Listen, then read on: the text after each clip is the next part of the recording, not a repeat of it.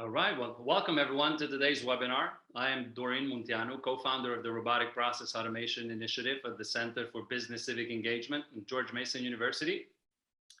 Our vision is to become the most prominent initiative for the study of software's automation, societal complexities, and exponentially increase its use in the public sector. The mission of the RPA initiative is to research, educate, and communicate the adoption of this technology can improve productivity, operations, and service delivery of public sector organizations. The initiative would also study and recommend possible governance models and public policy initiatives for RPA deployment in the context of the broader economic outlook and the future of work. Today's virtual event is presented in partnership with Roboio, the world's largest intelligent automation pure play. Our conversation is titled, "Who is winning the automation race, government or the private sector?" and focuses on perspectives of starting and scaling RPA and intelligent automation programs in both public and private sectors and the benefits they bring to organizations that adopt it. I hope this educational webinar will help other institutions to discover and implement RPA and intelligent automation to improve efficiency and effectiveness and to strengthen our democratic institutions. Today, we are joined by two special guests who are demonstrating transformational leadership by specific examples of using software automation. We're delighted and honored to have Gerard Bedorek, former Chief Financial Officer of the General Services Administration, and Dirk Weinheimer, CEO Americas at Roboio. Now, just please allow me briefly to introduce our two guests. Mr. Bedorek is former Chief Financial Officer and the Performance Improvement Officer of the U.S. General Services Administration. A transformation expert, Gerard has 25 years of experience with technology and service companies in the private sector and held COO and CFO roles before coming to the GSA. He also served as the executive sponsor and chair of the Federal RPA Community of Practice and was the government-wide leader for the cross-agency priority goal of shifting from low to high-value work through automation, process optimization, and burden reduction. He received the 2021 Presidential Rank Award for meritorious service and was named a Fed 100 Technology Leader. Gerard has an MBA degree from the Graduate School of Business at Stanford University. On the other side, we have Dirk Weinheimer, who has been driving technology-enabled transformation efforts for over 20 years across multiple industries and brings extensive intelligent automation experience to the table. He's a solution-oriented leader focused on tangible results and real ROI aligned with an organization's strategic priorities, adept at leading organizations of change and leveraging emerging technologies to deliver more effective ways of working, unlock investment capacity, and drive an ongoing continuous improvement across front, middle, and back office operations. Dirk graduated the MBA program at Columbia Business School. Now, before we are deep diving into our conversation, I would like to just briefly highlight some organizational details for our audience. Since we aim to have an interactive and engaging discussion, I would invite you all to prepare your questions and type them in the chat box at any time. We'll address them during our Q&A session. And one more thing, this webinar is recorded and will be available for free online in a few days. On behalf of the RPA Initiative and our co-host Roboio, thank you again for being with us today. Gerard and Dirk, welcome. It's great being with you today. Now, let's get started with our topic, which is who is winning the automation race, government or the private sector? Dirk, you're a private sector expert with broad experience leading technology-enabled transformational programs and a specific focus on capturing real business value through intelligent automation. Prior to joining Roboio, you set up and scaled the intelligent automation program at the Intercontinental Hotels Group, a $1+ billion company in revenue, which also includes brands such as Holiday Inn. Gerard, as a government leader and expert, you did some unique and very impactful work while serving in government until early this year, leading the RPA program at GSA and as the co-lead goal across government to shift from low to high value work through automation and process transformation, such as robotic process automation. The federal government is effectively one of the largest employers with over 3 million employees. Now, first questions to kick it off. Gerard, how would you compare the opportunity in government versus the private sector? Yeah. Doran, that's a very interesting question. And, as I think about that, the similarities are, system enhancements in both the public and private sector take a while. Funding is limited. I actually spent 20 years in the private sector and 7 in the public sector. So I also know that there are failures with systems implementations. I probably saw more of that in the private sector than I had heard about in the public sector. But I think where government, I actually think the opportunity is bigger in the government, in the federal government, because when I think about government, policies really lock you into processes. And if I think about the private sector, my background in telecom, I can remember quadrupling the credit limit of customer service reps just like that because we had some problems with all those customers. The other example that I thought about is, this is a massage gun that you can buy on Amazon for maybe $60 to $70, right? And so I bought one and it stopped working 6 months in, and it had a year warranty. So I didn't know what was going to happen. So I sent my little email note. They sent a question back to me, and I said, answer the question. And they said, okay, we're going to send you a new one. We're going to replace it. Wonderful. And by the way, could you write us a nice review on Amazon? If you think about that, the process around that could be, all right, well, you got to mail this back to me. We got to assess what's wrong with it. We're going to see if we can fix it. We got to see whether you dropped it in water or something like that, and whether you're entitled to a refund or a credit or whatever.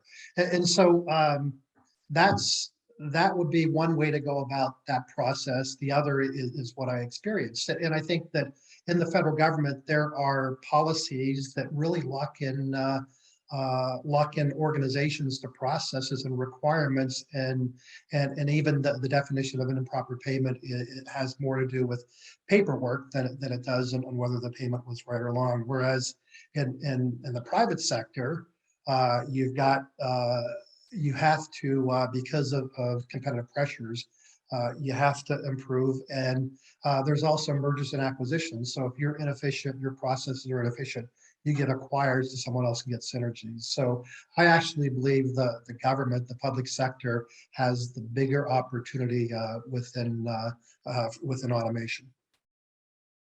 Thank you. That's very, very insightful. Well, let's go to Dirk and ask him. He has a strong experience, as I mentioned before, in the private. So Dirk, where are you seeing advances in the private sector? It is more with certain functions or industries. Tell us a bit about what you're seeing in your current role. Yeah, of course, I'd love to. And first of all, hey everyone, it's great to be on with you today. So regarding the industry perspective, banking, finance, and insurance still tend to lead in terms of level of maturity and adoption from what I'm seeing. But other industries like healthcare, retail, and even manufacturing are accelerating rapidly, and they'll soon catch up, I think. From a functional perspective, the back office areas like financial accounting, HR, and procure to pay are still the most common entry points for automation. But as the overall market matures, I see opportunities opening up across really the entire back office spectrum, and also even into more front office and revenue generating areas such as customer care or sales operations. More broadly, however, the most significant advance I'm seeing is that organizations are moving beyond just RPA, and they're recognizing the value from leveraging the full suite of automation tools that are available today, such as intelligent document processing, process mining, BPM, etc. In fact, at Revoya, we rarely just do a pure RPA project anymore. Right. Thank you. No, I agree with you. Our research also highlighted that too, especially in both. Actually, we've seen that in both the private and the public sector earlier, this year and last year. But how would you? Another question I would have: how would you actually measure this progress and results, both in federal government and in the private sector? Maybe start again with Gerard, and then Dirk, back to you. Yeah. I think for me, the fundamental measure is the number of automations you have in production and the capacity you've created with that. You can measure or estimate that. Fundamentally, that's important. I also think that the number of opportunities you're identifying and whether you're doing process improvement are good metrics because the solution isn't always just RPA. It isn't always automating part of a process that may not be optimal. So I think those kind of parameters are good, whether you're on the cloud and whether you're doing intelligent automation. So I think those are all characteristics. I think the metric, even though additional capacity isn't always the primary metric, that's one that you can measure and really gives you an idea of how much value your program is producing. Mhm. Thank you. Dirk, is the number of automation the number of automations count the same thing in the private sector as in the public sector, or you have a different opinion? No, I agree a lot with what Gerard said, and ultimately, I definitely agree. It's important to measure progress and results because look, automation is an investment, right? And your key stakeholders, they need to understand what they're getting in return for that investment. That being said, how the results are measured will vary on what the end goal is, right? So, I do think a lot of times people do default to approaching automation as a cost savings tool, which of course it can be, but it's also much more than this, as Gerard mentioned, and the benefits can come from various different areas. So the first step, I think, in any successful program is really to understand which value levers matter most to the different parts of the business, and then use this information to prioritize your automation roadmap. So for example, a marketing department may prioritize improved customer satisfaction as their top benefit dimension, while HR may be focused on employee engagement or retention.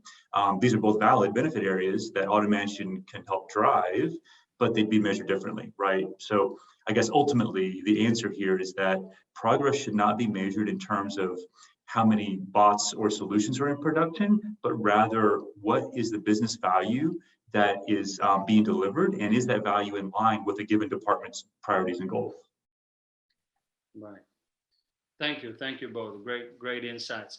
Now I want to get back a little bit to Gerard, and because he set up a very important community while he was in the federal government called the Robotic Process Automation Community of Practice for the federal government, which a lot of employees and the workforce in the federal government are very familiar with. It has today, I believe, over 1,300 folks who are part of that. So, Gerard, tell us a little bit. Why did you do that? What was the approach, the reasoning behind that? Several things. One was, RPA was so new, there was a lot of excitement, but how could we help and learn from each other? If you think about any corporation entity, you've got this trade-off between letting every individual organization figure it out themselves, and you believe in entrepreneurship and you want to inspire innovation versus sharing more knowledge at a centralized basis. And so if you think about the federal government as a large corporation, it was important for agencies to learn from each other and to build that cooperation and to share use cases and to understand common challenges. And if you were just starting and agencies were further ahead, you needed to learn from each other. So what was the goal of the community of practice was to build that type of collaboration across the federal government, across all these agencies, so that if you needed a mentor or you needed a playbook or you needed to understand use cases, there was some place you could turn to help you be more effective in getting started. Mm-hmm. Thank you. And I believe you've been pretty successful in that, and the number of members who joined it just says it all. So thank you for doing that.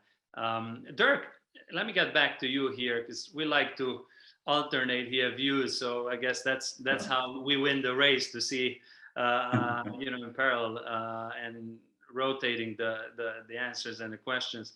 To you, Dirk, what has been the approach of large companies in accelerating RPA? Those that they might be similar in structure to the federal government. Have you seen anything of that sort? And if so, How do they behave? What is their approach? Yeah, I'm happy to talk about that. And before I do, I really like what Gerard said about the community of practice. And I think that applies public sector, private sector, because, especially since automation is such a new and evolving technology, the more people work together and share information, I think is helpful for everyone.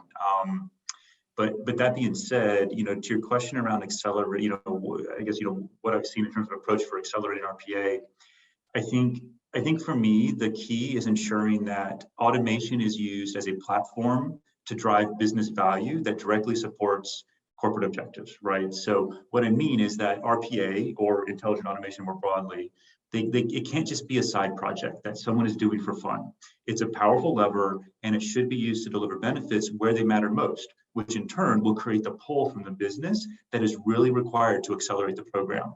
To give a simplified example, if your company's number one priority is to become more customer centric and increase customer satisfaction, but you're focused on automating the finance shared service center to save costs, well, you're not going to have the full attention and mind share of your leadership, right? And then also when you try to compete for funding against another project that is going to help improve CSAT, as an example, there's a good chance that you might lose up against that. And so if you've already developed a few automations here and there, but you're now looking to truly accelerate and scale, you need to first align your automation program's priorities and objectives with your company's priorities and objectives. Then second, I think your company needs to embrace automation as a priority, as a key lever for helping them realize their objectives. So broadly, and I guess broadly speaking, I see two types of organizations out there today. There are those that think automation is nice to have, and those that believe it's a must-have. And those that think automation is nice to have, you will inevitably get deprioritized over other initiatives, and this is going to create a barrier to scaling.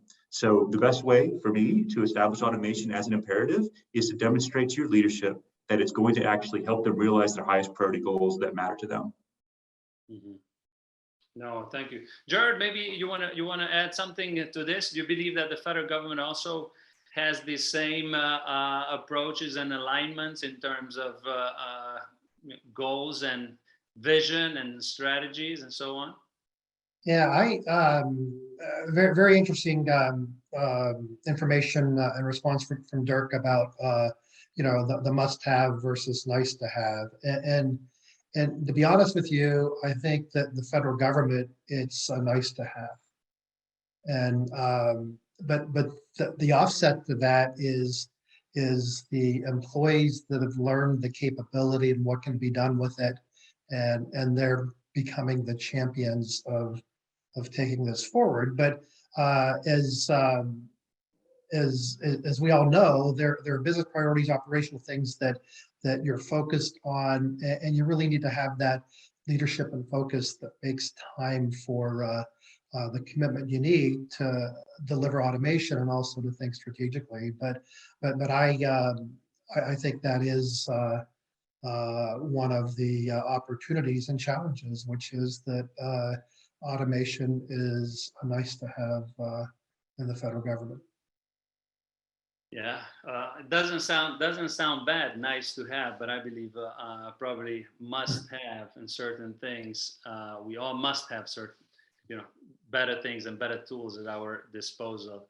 But now let's turn to our favorite topic, which is RPA, intelligent automation. Gerard, as I mentioned earlier, you not only started RPA at the GSA, but you had a cross-agency leadership role for the effort to shift from low to high value work, right? So if you would, please tell us about the strategy for that goal and then how RPA fit into that, if you don't mind. That was a very good business goal, and it was part of the Office of Management and Budget. And there were four elements to the strategy, and I'll come back to automation, but just tell you that the second element was about workload reduction, and that actually came from when we looked at initially at what we could automate in a few pilots. We discovered one of three that were being looked at could actually be eliminated, which means you stop doing the work.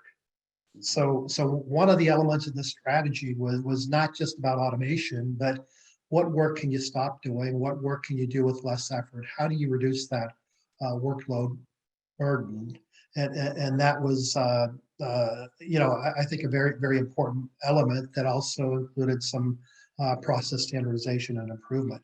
The two other ones were about some of the requirements on reporting that you have in the federal government, and OMB went and collected all the reporting requirements, got input from agencies, looked at what they could change, what they could eliminate, and also there was a strategy around looking at instituting an assessment of any new burden that's implemented across government on agencies, that there would be some type of cost benefit analysis of that. So those three elements, assessing future burden, eliminating outdated requirements, and reducing workload were important. But the number one strategy was really around automation and innovative automation technologies, and that was that's what that funding that we received helped to pay for the RPA playbook, the use cases, the process transformation book, the state of RPA. A lot of good information was shared across the federal government about RPA and how to move forward. So when you think about across the board, automation, tremendously important, but you also got to think about working smarter, working more effectively, eliminating work you don't need, thinking about what requirements no longer matters. So that all of that came together around the four strategies of the school. Right. And according to research and what we've seen, especially in the federal government, we've seen a lot of excitement actually around that, versus usually predominantly when people hear about automation, it's a lot of fear and uncertainty that it triggers in their mind. So yeah, no, there definitely is a lot of excitement with employees. And as a CFO that manages budget, right, everybody thinks that, okay, you're going to take money away from me, or you got to go let Dirk spend some money in this area, therefore you're going to take my budget away from me. It was tremendously gratifying to be able to capacity employees and leaders to do good work through automation. So it was very different than cutting the budget. You're actually enabling organizations to do more. Right, and I can actually confirm that too, because going around to a lot of these conferences and educational forums around that in the dissymmetry and beyond, it's incredible to see how much excitement you see in the room and the energy that is around, versus the opposite when you read in the books or other research, and the history of sometimes of automation actually talks about this whole fear and of change and so on. So we're glad to see that. But let me turn it to Dirk again. And Dirk, you have led some process transformation efforts for major corporations, right? As I also indicated a little bit earlier as well. How did RPA fit into your transformation efforts? Because you had to start somewhere, and I assume you started with RPA. You did not go to intelligent automation right away. Yeah, no. Yeah, absolutely. Share some thoughts, please, with us. Yeah, happy to talk about this. It's a good topic. So my career, it's always been focused on transformation. And I initially became interested in RPA about 6 years ago as a lever to help drive that transformation. Of course, it's not the only lever, but it is a powerful lever, and I think it should be one of the tools in the transformation toolbox, so to speak, for sure, right? And this is exactly to what Gerard was talking about, where you can't just look at RPA or automation in isolation on its own. You've got to look at can you eliminate, can you simplify, et cetera. And this is why I think that the most value, it comes from taking that process plus automation approach. And by that, I mean, you don't just want to automate an existing process, but instead look to reimagine it with automation in mind, right? Or in some cases, even eliminate it altogether. You think about it, most processes were built for humans, but if you redesign the process for the digital worker, you may find that it looks much different. And in fact, it may even be able to do things that were humanly impossible before. And so as a final point, which is something I mentioned earlier as well, I'll say it is important to think beyond just RPA. The broader intelligent automation landscape, it does offer so much more today, and I think can be a powerful transformation enabler. Great, thank you. I think it made total sense. But now we talked a little bit about the bigger picture and the broader efforts and work that both of you've been involved previously. But I think there were some principles that you guys used, both of you, to get started all these programs, right? Both in public and private sectors. Which were those ones? I guess a lot of folks and our audience would be very curious. A lot of people, they say, oh, you know, a lot of these programs are very customized. Are they some principles that they can use, you know, cross organizations? Gerard, perhaps you want to start, and then we'll pass it to Dirk. Yeah, Doran, I'd like to just start with a little bit of background. So I got introduced to RPA by watching Jim Walker showing off his NASA applications, right?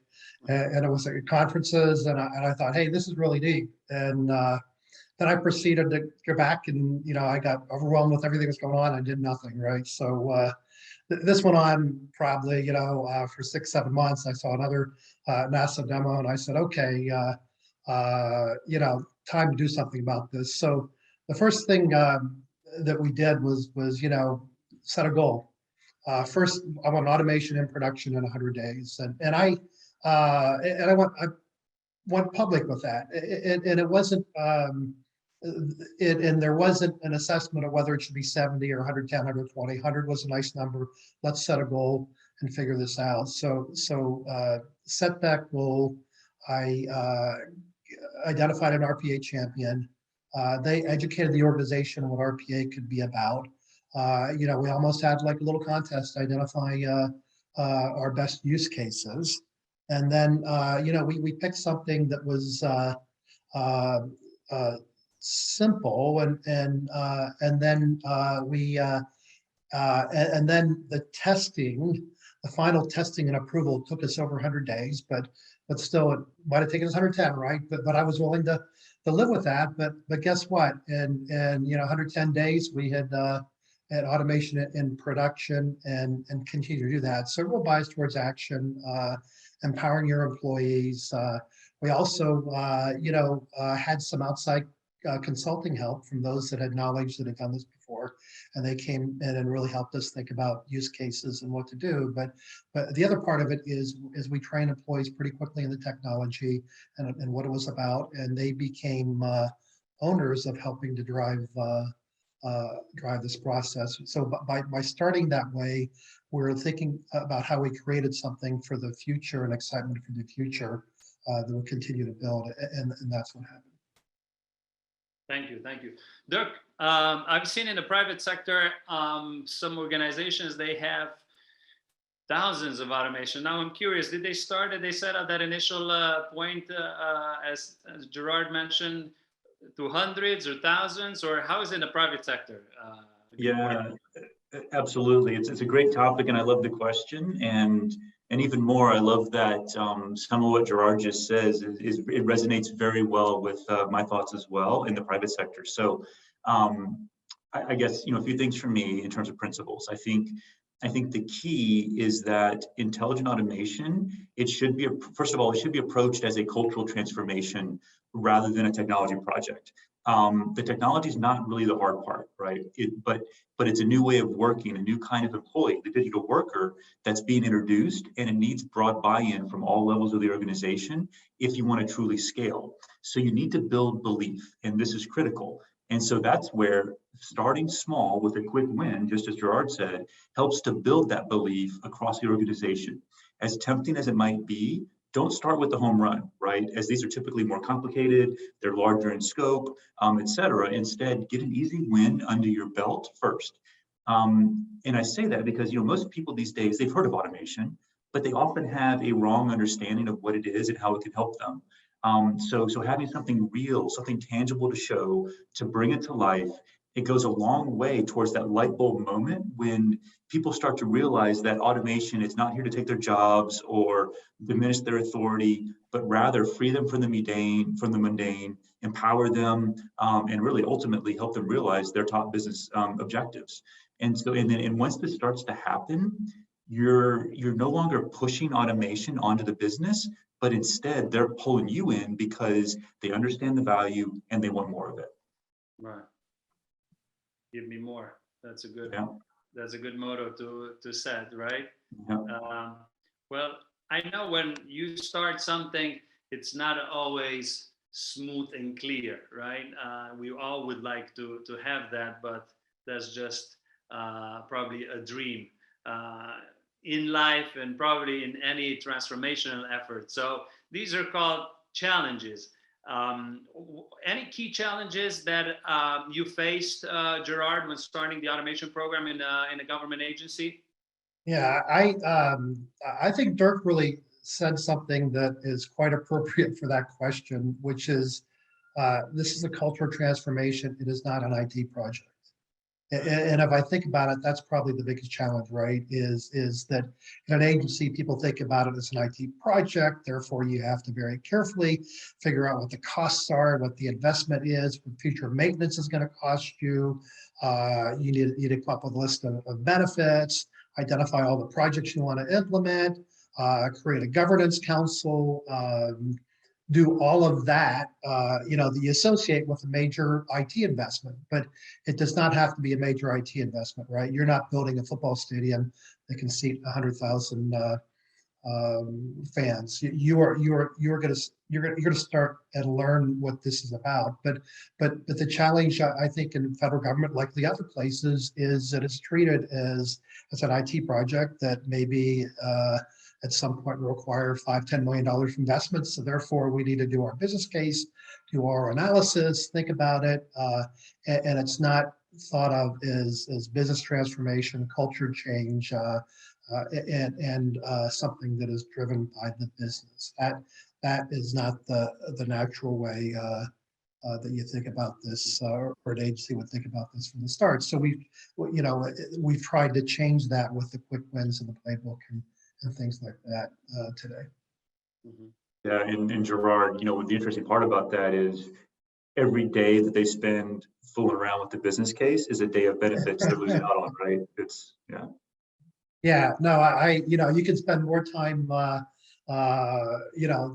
enhancing your one pilot and doing demos of it than building, another 3 or 4 automation. So it's really, the excitement will happen, and if you start small, you get successes. I think when I knew I knew that I was successful when there were employees as you're walking down the hall would say, "Hey, I've got a great idea for an RPA automation. You think you can do this, right?" So that means that you are winning that cultural. That's right. The light bulb's gone off, right? Yeah, exactly. Sure. Yeah.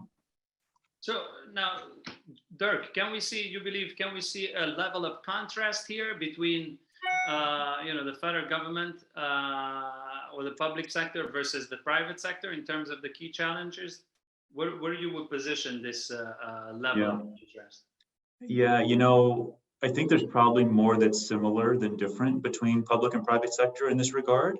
But a few of the most common challenges that I regularly see, they include, well, I guess first I'll say competition for funding and competing priorities. More and more recently, this is becoming a real challenge as budgets are reduced, but operational demands are increasing. Second, I'll highlight lack of alignment among leadership.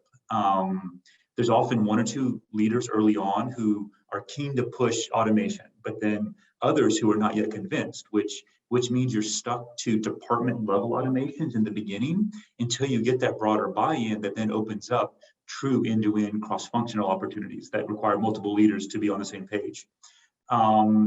Another common startup challenge is aligning roles and responsibilities across the business and IT.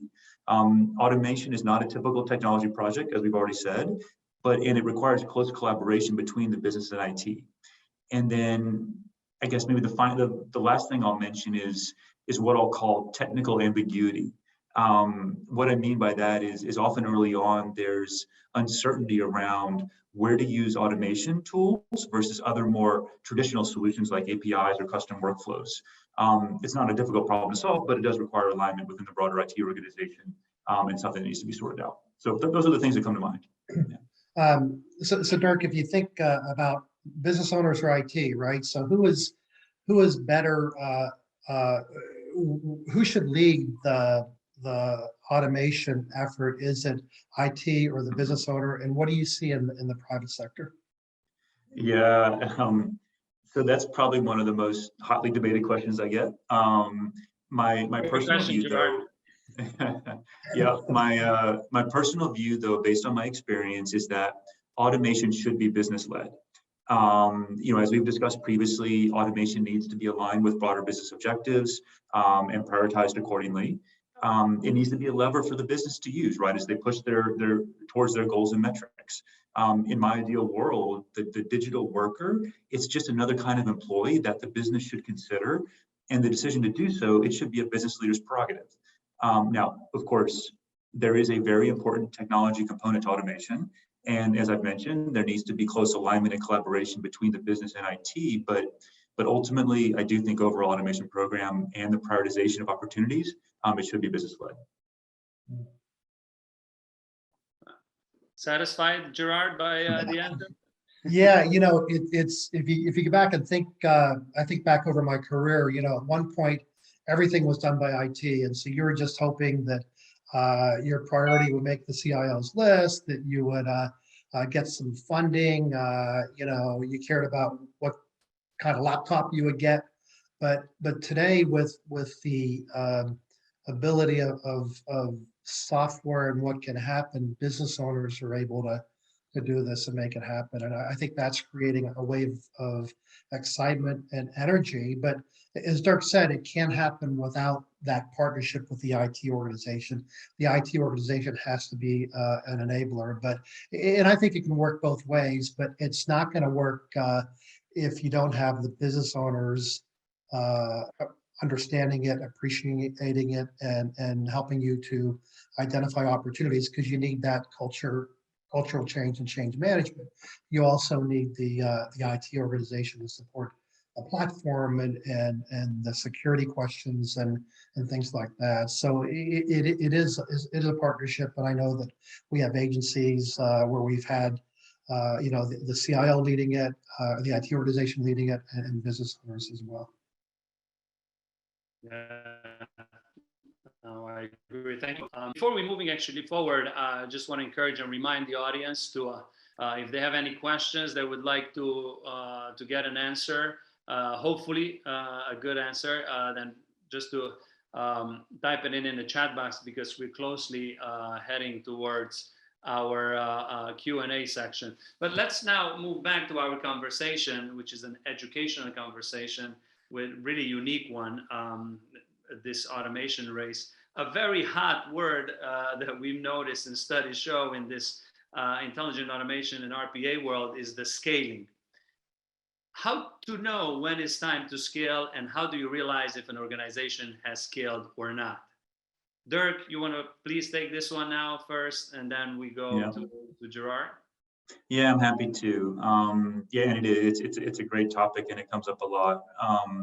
So I think fundamentally, scaling should always be part of the plan, even when you're just starting off. And so what I mean by that is, if all you want to do is build, 1 or 2 or 3 automations and then be done, I'd actually say don't waste your time, right? The real value and power from automation, it comes from deploying at scale and embedding it as a new normal ways of working. Now, that doesn't mean you need to go from 0 to hero overnight, right? But it's important. So, it is important to start small, as we talked about with quick wins. You need to build the belief and the momentum, but this is really just the first step to scaling, I think. We at Roboyo, we have an automation journey map, or a game board, as we call it, that we take our clients through, and it helps to show where they are today and where they want to be. And the key point is that you don't need everything in place on day one, but that automation is a journey, and each subsequent component, it can be put in place when ready as you progress on that scaling journey. And I guess maybe on just around baseline costs and metrics when it comes to scaling. I think there is also a baseline level of infrastructure and cost that's required to support automation. And so, of course, the more you can increase the numerator in this equation, the lower your total cost of ownership per solution will become, and which is another reason why I think it's important to get to scale and not just stop at 2 or 3. Mhm. Thank you, Dirk. Gerard, any thoughts on your side? Yeah, it's interesting. We're hearing that a lot of the private sector experiences are the same as with the public sector, but I agree. You got to think about the scaling in day one. You got to think about creating demand.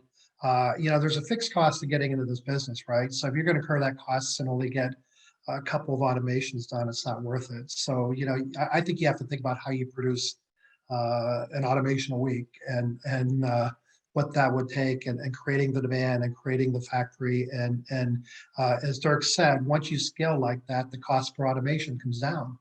And then, it's for me, it's not quite an ROI game, but you have to understand what's the cost I'm spending, what's the average cost per automation, what's it take to maintain, that's another part of scaling. And then what's the value being delivered as a result of the automations. But all that works if you can scale your operation, and it's something that I think you start planning for within that first year of building automations. Yeah, where we see very, very similar in that regard, don't we? Yeah. Mm-hmm. Yeah. Right. The industry suggests a so-called center of excellence to be needed. Now, how do you both feel about the COE, or the Center of Excellence, is the abbreviation of it, right? Or what are the best practices as it relates to the governance of this automation program? Maybe Dirk, please, if you want to express some thoughts here. Yeah, and happy to. So I do think a COE is good and it's needed, particularly as you get to scale. And if you continue with the analogy of automation as representing a new kind of digital worker, then just like your human employees need a HR organization, so do your digital workers. They need a center of excellence. Now, as programs get to scale, I often see more of a hybrid model where the COE is tasked with setting standards, making technology and license purchases and decisions, ROI tracking and reporting, et cetera. But then along with a more federated business-led model is also in place for actual opportunity identification and execution. But that's as you grow across the scale. The key, I think, is that you don't want the COE to become a bureaucracy or slow things down, but you do want to maintain some level of central coordination so that you avoid the wild, wild west, so to speak. Also, as a final point, at some point, someone is going to ask, hey, so what's the total cost versus ROI to date for the entire automation effort? And unless you have someone looking at this centrally, it's going to be very difficult to answer this question, I think. Mm-hmm. Yeah. Gerard, how does the public sector COE evolution compare to the private sector? Well, it chuckled because I was, Dirk hit on exactly my point was, if the COE is creating a bureaucracy and slowing things down, it's not working right. If the COE is helping to nurture and create that enthusiasm, innovation, if it's coming up with the best practices and best approaches, it's effective. You can't have every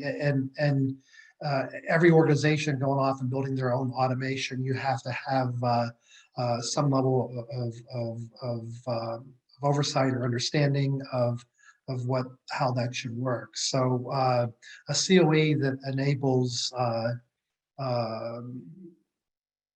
agility and results rather than bureaucracy is important. If that's the case, then the COE can be very, very effective. So here is the $1 million question for the prize: who's winning the automation race? And I'm curious what you both think of this. Would you say that someone with a Chief Transformation Officer or Chief Automation Officer title would be needed in the organization? Would be this the differentiator? Dirk, maybe you want to take this first? Yeah, I'm happy to. So I I don't think title matters. So I guess the direct answer from me is no. However, you do need a senior level executive sponsor and a table pounder for the program. So if your organization does not have somebody already in place who makes sense to take on the role, then yes, I would create a role like the ones that you've mentioned, just so you have the right focus and attention. So I guess my answer is yes, you need C-level support and focus, but I'm not so fussed by the title. Back at IHG, I reported to our chief strategy officer as an example. But Gerard, what do you think? Yeah, I agree. You need that C-level support, but it's you need that person that takes ownership for implementing this across the agency, across the company. So if you're a CFO, you can't just think, okay, this is what you need to do for finance and financial processes. You got to be thinking about HR. You got to be thinking about admin. So to the extent that you either have the leadership or the culture in your organization, that someone with an existing title will step up and say, okay, I'm going to figure out how we can get this done across the corporation, across the agency, that it can happen. But if everybody is trained to operate within their silos, then I think you need to anoint someone as the chief transformation officer, because then they will pull everybody together and they officially have the responsibility of doing that. So I think it depends. That's very well said. I think you make a really good point around the neutrality almost, right? If you're in that role, you need to be looking organizational wide and be equitable, right? So and trusted by the business, right? You can't be coming from a part of the business that people don't want to talk to, as an example, right? So I think a very good point. Yeah. No, great. I think the audience will decide on this if it was the $1 million question or not, but and I'll take their feedback. So thank you both for the responses. Now, before we wrapping it up here, and then we go to our audience, and I see a good number of questions in the chat box. Just quickly to Dirk, what is a successful private sector RPA program, and how fast are they moving, would you say? Yeah, I think so. I think we covered a lot of this already, but a successful program in my mind is, first of all, one that's aligned to your organization's top priorities. It's focused on delivering business value versus just deploying as many automations as possible. It has the right level of central governance to support and accelerate, but not hinder, right? Not the bureaucracy. And it has that executive kind of sponsorship and support we talked about. I think in terms of pace, I do think the pace of programs in the private, as an example, we just finished a initial pilot solution for a large retailer that took about 3 weeks, and now they have a backlog of over 50 automations from other leaders who have seen the results from this, and they're all fighting to be the first, next in line. So the product program there is really going to move quick, and I'm seeing more and more of that. No. Well, thank you. Now, I promised we have one more that I want to address for the two of you, which I believe it's relevant for this conversation and for this race. And I'll start with Gerard. What do you think could be the biggest levers to accelerate RPA in the federal government? And then same thing for Dirk. What is the biggest lever for a corporation to drive the adoption of RPA? And then we'll go to questions. Thank you. Okay. My answer is Congress. So getting back to the ownership and a nice to have versus must have, right? What I've seen is something is important to Congress, and they put it in communication with the budgets, right?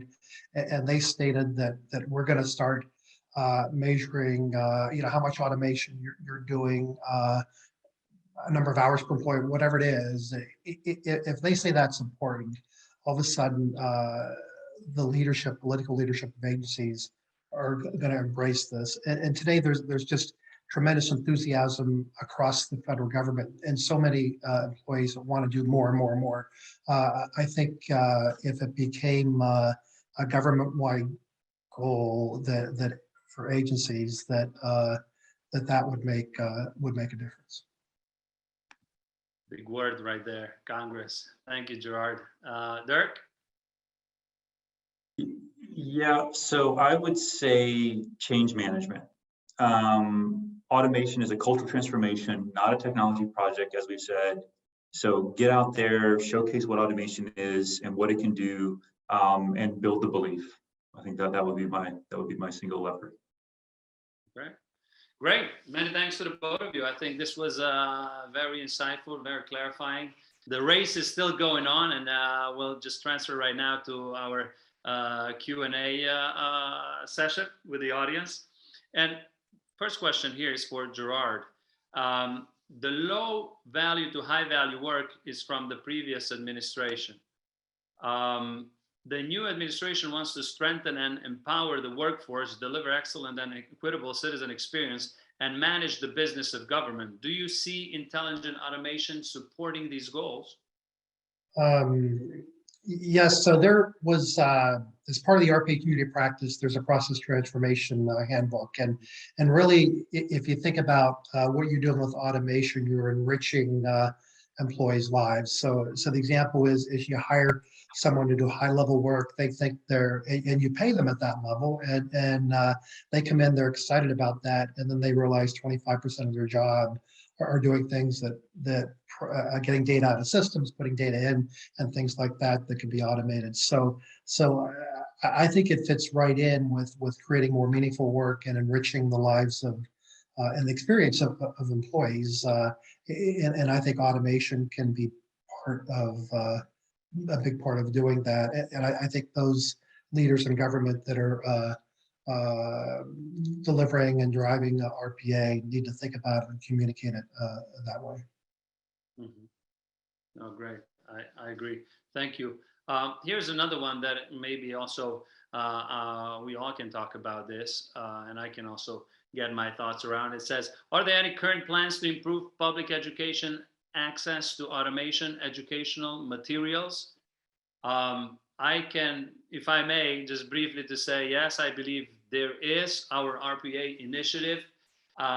It's trying to lead these efforts. And we also have Gerard as a founding advisory board member to help us with that. We are working with some of these initiatives to increase the public education awareness and access to automation materials. So I would say yes, please follow us on our website, George Mason University, as well as on social media as well. So if you have more specific question, Jessie, I think she's the one who or he will address the question. But I don't know, any thoughts from Gerard or Dirk, if you are aware of any other efforts for public education access to automation? LinkedIn, there's also one, I know, that is doing that. Yeah, I mean, I would say that community of the community of practice and the documents that are part of that, I mean, that's continuing. I think there's a lot of good information there. I know the playbook that was put out there, there were government officials from other countries that commented on how that's helpful. And there's a ton of information out there. And certainly the other thing is the software companies have a lot of good information and use cases, examples, and certainly the companies that, whether it's Roboyo or other companies, have great examples. And I think if you get in and look at what RPA can do, it really helps you understand the value, whether it's RPA or other automations. Yeah, and I would like to actually chime in here. This is Xuan, by the way. From the Roboyo standpoint, and as a thought leader in this space, we actually deliver a number of free training offerings for the public sector as well as private sector, with initiatives like, Take Home a Robot workshop, as well as the Breakfast and Bots workshops that were basically providing instructor-led hands-on training for attendees who are interested to learn how to build a bot. So there's absolutely a lot of resources out there that if folks are interested, they can go to the Roboyo website right now to the event section. They can sign up to the open virtual as well as in-person free RPA training sessions. Thank you, Xuan. That's very good. But here's another good question. We have a few more minutes left. So how about we take this one too, which is for both Gerard and Dirk.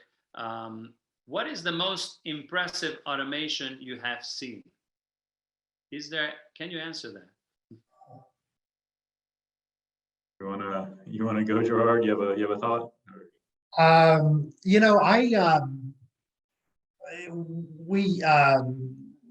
I think we had over 100 automations implemented. The ones that excited me the most were the ones that forced standardization across 11 regions or across employees. So I think I thought more about the result and the impact it had on employees. But, one example of one that I've heard about, well, two that I've heard about across agencies. One was I think the State Department talked about how to get employees out of Afghanistan quickly and responding.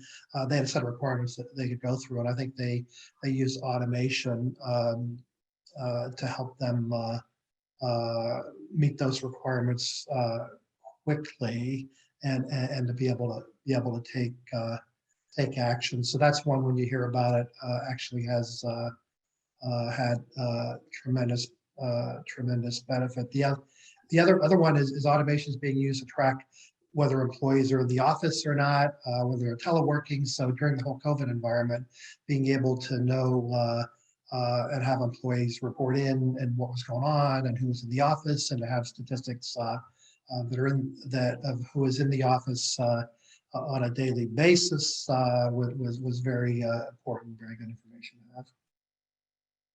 I guess for me, I'm partial to the solutions that tackle multiple benefit areas at once, right? And where I've seen that effectively is, for example, in the customer contact centers, where we built a solution that the automation can listen to the conversation between the agent and the customer. It can automatically populate fields that the agent used to have to do manually. It can even pick up on training points and tips. Did you say hello? Did you say your name, et cetera? Did you say thank you? And provide coaching advice. And so these kind of solutions, what I like about them is not only are they creating efficiencies, they also improve customer satisfaction because the agent can be more focused on the conversation rather than trying to remember to type in the notes, as an example. And they help drive revenue because in this case, every call was an extra sale, for example. And so the quicker they got through the first call, they can get to the next one. And so these kind of solutions, they excite me. And so that was probably one of the areas that I got most excited about. Thank you. Well, here's one more question before we actually we get to the winning responses of the automation race. So both of you mentioned a little bit earlier and during our conversation a lot about change management, and I think this is very much aligned with with the so-called thought leadership within organizations. What is the biggest argument you heard from other senior executives for not using RPA and intelligent automation? And from your perspective, were they right, or did you have a counter to that argument? Gerard, maybe you want to start, please? Yeah, I don't know if there's the biggest argument. There's some interesting ones. One that I heard was, well, the CIO should be fixing all the systems. So why, if you do RPA, then they're not going to make the changes they need. But, and RPA is very much a temporary solution. So, that's understandable. But if you're always waiting for the IT guy the CIO to provide all your solutions, it will take a while. And I think it's as an operational leader, you're concerned about making the business better today, tomorrow, next week, next month. So RPA delivers instant benefits. I agree that you can't forget about the long-term importance of system strategy and investment. Mm-hmm. And I guess in the last minute here, I think the two biggest arguments I hear are, one, mostly from CIOs. I hear that automation, it's not as effective or stable as other solutions like APIs or custom workflow development. I think in these cases, perhaps the technology organization, feels threatened by automation and maybe doesn't fully understand where and how it can fit in the broader solution portfolio. It's not the silver bullet. And in some cases, there are, in fact, better solution options, but it does have a place. And I think ignoring it is at the detriment to the business. Second, I hear from CEOs and other non-IT leadership that they have competing priorities that take precedence. And I understand this, and in some cases, it could be valid given where the current business is, right? But it goes back to my comments earlier about two types of businesses, right? Those who think automation is a nice to have, and those that think it's a must have. I personally believe that the second group, who view automation as an imperative, they're going to ultimately outpace and outcompete those who don't. Great. Thank you. Well, here's the last question, as I promised to you both. Let's end with that. The big question: who is winning the automation race? Do we have an answer today, or we'll come back next year on April 26th, and we'll keep talking about the same race? The federal government or the private sector? What do you think, Gerard? Please.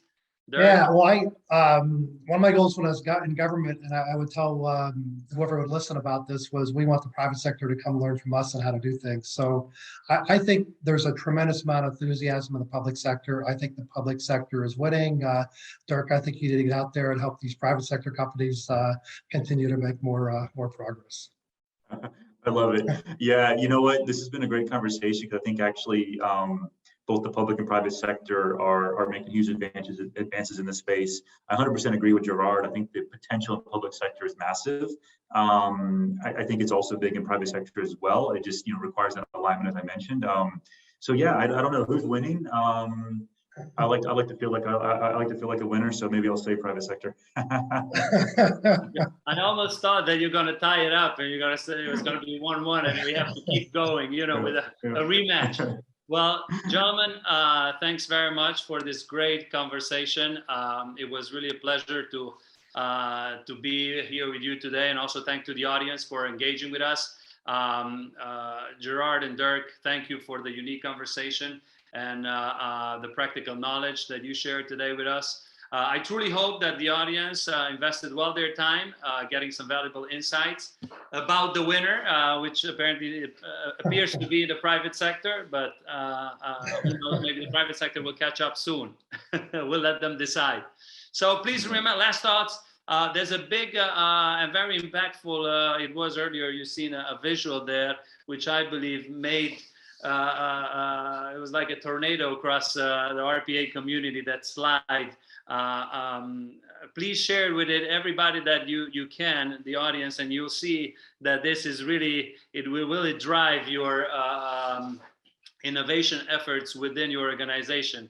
So don't ignore that. And last but not least, I want to invite everyone to stay connected with both the RPA Initiative and the Roboyo via our website and our social media, such as LinkedIn and other platforms. Also, feel free to connect with us and engage with us directly at any time. So once again, thank you both for being with us today. And please remember that recorded webinar will be available and posted online soon. Enjoy the rest of the day. Thank you all. Thank you very much. Bye. Thanks, Dirk. Yep. Thank you.